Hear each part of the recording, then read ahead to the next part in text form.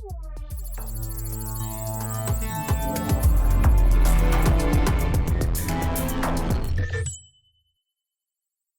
Guys, ఈరోజు మనం తెలుసుకునే టాపిక్ మైక్ టైసన్. ఈ పేరు వినగానే మనకు మొదటిగా గుర్తొచ్చేది వేగవంతమైన పంచులు మరియు ఆయన ముఖం మీద ఉన్న విభిన్నమైన టాటూ. అసలు ఎవరితను? ద గ్రేట్ బాక్సింగ్ ఛాంపియన్ అని మన ఫాదర్ నోట్ నుండి వినే ఉంటాం. బాక్సింగ్ రంగంలో ఇతని పంచ్కి ఎవరైనా నేలపాలు కావాల్సిందే, అది కొన్ని సెకండ్లోనే. ఇంతకీ ఇతను ఎక్కడ జన్మించాడు, ఎలా బాక్సింగ్ రంగంలోకి ప్రవేశించాడు తెలుసుకుందామా? సో ఇతని పూర్తి పేరు మైకేల్ గెరార్డ్ టైసన్. ఈయన 1966 జూన్ 30న న్యూయార్క్ నగరంలో జన్మించాడు. ఈయన చాలా పేదరికంలో పెరిగారు. అందులో టైసన్ తండ్రి తన చిన్న వయసులోనే వదిలి వెళ్ళిపోవడం వల్ల ఆయన తల్లి లోర్నా టైసన్ ఒంటరిగా మైక్తో పాటు కుటుంబాన్ని పోషించాల్సి వచ్చింది. ఇలా టైసన్ కొద్ది కాలం తర్వాత స్కూల్కి వెళ్ళడం ప్రారంభించాడు. కానీ స్కూల్ కంటే ఎక్కువ సమయం బయట గడిపేవాడు. ఇలా ఇతను పేదరికం మరియు తన చుట్టూ ఉండే వాతావరణం కారణంగా చిన్న వయసులోనే దొంగతనాలు మరియు అనేక రౌడీ కృత్యాలకు పాల్పడ్డాడు. అలా 13వ ఏటకు ఆయన 38 సార్లు అరెస్ట్ అయ్యారు. అలా ఒకనాడు కస్ డిమాటో అనే ఒక బాక్సింగ్ కోచ్ మైక్ టైసన్ని గమనించి అతనికి ఉన్న రేజ్, అతనికి ఉన్న పవర్ను బాక్సింగ్ రంగంలో రాణిస్తే చాలా పెద్ద స్థాయికి వెళ్తాడని మైక్కి ఎక్స్ప్లెయిన్ చేశాడు. దీనికి మైక్ సరే అన్నాడు. అప్పటి నుంచి కస్ డిమాటో టైసన్కి బాక్సింగ్ ఎలా చేయాలో కోచింగ్ ఇవ్వడం ప్రారంభించాడు. కస్ డిమాటో కేవలం బాక్సింగ్ నేర్పించడమే కాకుండా జీవిత విలువలను కూడా బోధించారు.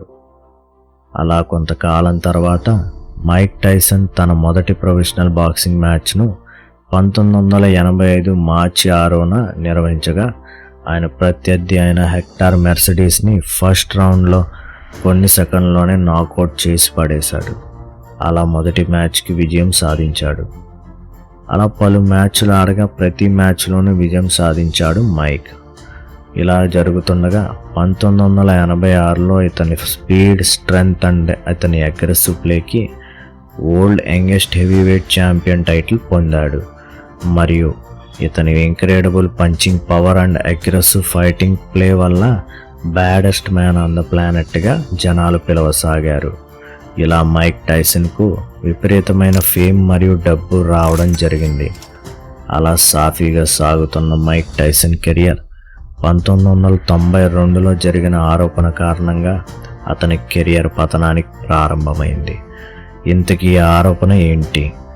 ద మిస్ బ్లాక్ అమెరికా పేజెంట్గా పోటీ పడిన 18 ఏళ్ల డిజైర్ వాషింగ్టన్ అనే యువతిపై లైంగిక దాడికి పాల్పడ్డాడని మైక్ మీద కేసు నమోదైంది. ఈ విషయాన్ని మైక్ టైసన్ మా ఇద్దరి ఏకాభిప్రాయంతోనే జరిగింది అని కోర్టుకు చెప్పాడు.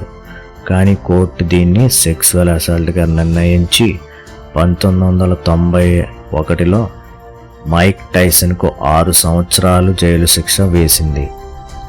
ఇలా టైసన్ తన జైలు జీవితం 1992 to 1995 3 సంవత్సరాలు గడపగా కోర్టు ఆయన సత్ప్రవర్తన గుణం చూసి ఇంకా గడపాల్సిన 3 సంవత్సరాలను కోర్టు రద్దు చేసి ఈయనని జైలు నుంచి విడుదల చేసింది.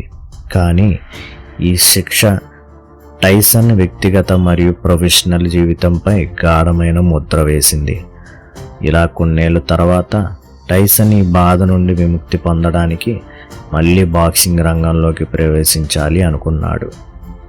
అలా 1996 నవంబర్ 9న హెవీవెయిట్ ఛాంపియన్షిప్ టైటిల్ కోసం మైక్ హోలీఫీల్డ్ అనే బాక్సర్తో పోటీ పడాల్సి వచ్చింది. కానీ దురదృష్టవశాత్తు మైక్ ఆ పోటీలో ఓడిపోయాడు.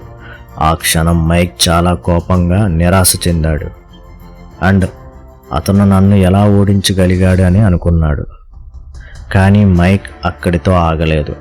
మైక్ మళ్ళీ రీమ్యాచ్ పెట్టాలని కోరాడు. దీనికి సరే అన్న బాక్సింగ్ కమిటీ 1997 జూన్ 28న టైసన్ వర్సెస్ హోలీఫీల్డ్ రీమ్యాచ్ పెట్టారు. ఇలా టైసన్ వర్సెస్ హోలీఫీల్డ్కి జరుగుతున్న మ్యాచ్లో టైసన్ని హోలీఫీల్డ్ హెడ్తో కొట్టడం ప్రారంభించాడు. అది ఫౌల్గా పరిగణించకపోవడంతో టైసన్కి విపరీతమైన కోపం వచ్చింది. బాక్సింగ్లో హెడ్ బట్స్ అనేవి చాలా కామన్. మామూలుగా బాక్సింగ్ చేసేటప్పుడు వారి ముఖానికి తగలకుండా వాళ్ళ హ్యాండ్స్ యూజ్ చేసుకుంటూ డిఫెండ్ చేసుకుంటూ ఉంటారు. ఆ సమయంలో ఒకరి తల ఒకరికి తగలడంలో ఆశ్చర్యం లేదు. దాంతో మైక్ టైసన్ నెక్స్ట్ రౌండ్లో హోలీఫీల్డ్ చెవి కొరికాడు. అది చూసిన రెఫరీ దాన్ని ఫౌల్గా ప్రకటించాడు.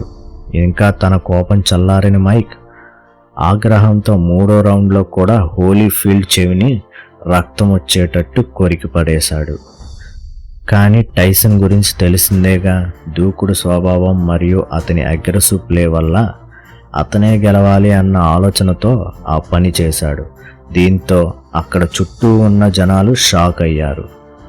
అది చూసిన రెఫరీ మైక్ చేసిన పని ఫౌల్గా పరిగణించి తక్షణమే ఆ మ్యాచ్ నుండి డిస్క్వాలిఫై చేశారు మరియు బాక్సింగ్ నుంచి టెంపరీగా బ్యాన్ చేశారు. ఇలా జరగడంతో హోలీఫీల్డ్ని విన్నర్గా ప్రకటించారు. ఇలా ఈయనకు వివాదాస్పద బాక్సర్గా ముద్రపడింది. ఇలా కొన్నాళ్ళు బాక్సింగ్లో కొనసాగించి చివరిగా 2005 జూన్ 11న టైసన్ వర్సెస్ కెవిన్ మెక్గ్రెగర్ మధ్య జరిగిన మ్యాచ్లో టైసన్ ఓడిపోయాడు. దీంతో అదే అతని చివరి మ్యాచ్ అని బాక్సింగ్ రంగం నుంచి రిటైర్మెంట్ తీసుకున్నట్టుగా చెప్పాడు. అలా కొంతకాలం తర్వాత ఇన్నాళ్ళు తను సంపాదించిన డబ్బుని 2016లో టైసన్ ర్యాంచ్ అనే పేరుతో కెనబిస్ వ్యాపారాన్ని ప్రారంభించాడు. కెనబిస్ అంటే తెలుసు కదా గాయ్స్, దానికి మరో పేరు గంజాయాకు మరియు వీడాక్గా పిలుస్తాం. ఇలా ఈయన తయారు చేసే ప్రొడక్ట్స్లో మైక్ బైట్స్ అనే చాక్లెట్స్, ఒక చెవి కొరికిన ఆకారంలో ఉండే గమ్మీస్ చాలా ఫేమస్. ఎందుకంటే అంతకుముందు జరిగిన టైసన్ వర్సెస్ హోలీఫీల్డ్ మ్యాచ్లో చెవి కొరికిన సంఘటనకు స్మారకంగా అది గుర్తుండిపోవాలని అలా తయారు చేశాడు. ఇలా తన వ్యాపారం నెలకు $1 మిలియన్ పైగా ఆదాయం వస్తుందని అంచనా. ఇలా ఇతని వయసు పెరుగుతుంది కానీ తనలో బాక్సింగ్ పై ఉండే ప్రేమ పోలేదు. సో ఇప్పటికీ నాతో ఎవరన్నా పోటీ పడాలని ఉంటే నేను రెడీ అనే సవాల్ విసురుతుంటాడు. అలా టైసన్ విసిరిన సవాల్ను ఫేమస్ సోషల్ మీడియా ఇన్ఫ్లుయెన్సర్ మరియు బాక్సర్ అయిన జేక్ పాల్ టైసన్తో పోటీ పడాలని నిర్ణయించుకున్నాడు. అలా వీళ్ళిద్దరి మ్యాచ్ నవంబర్ 15న 2024 నెట్ఫ్లిక్స్లో లైవ్ టెలికాస్ట్ చేయడం జరిగింది. కానీ ఈ మ్యాచ్లో మైక్ టైసన్ ఓడిపోగా జనాలు దీన్ని అన్ఫెయిర్గా నిర్ణయించారు. ఎందుకంటే Mike Tyson and Jake Paul age difference కారణంగా ఇద్దరి మధ్య పోటీ సమాంతరమైంది కాదని జనాలు దీన్ని అంగీకరించలేకపోయారు. కానీ వీళ్ళిద్దరికీ జరిగిన మ్యాచ్లో ద్వారా జేక్ పాల్ $40 మిలియన్ అండ్ ఓడిన మైక్ టైసన్కి $20 మిలియన్ గెలుచుకున్నట్టుగా అంచనా.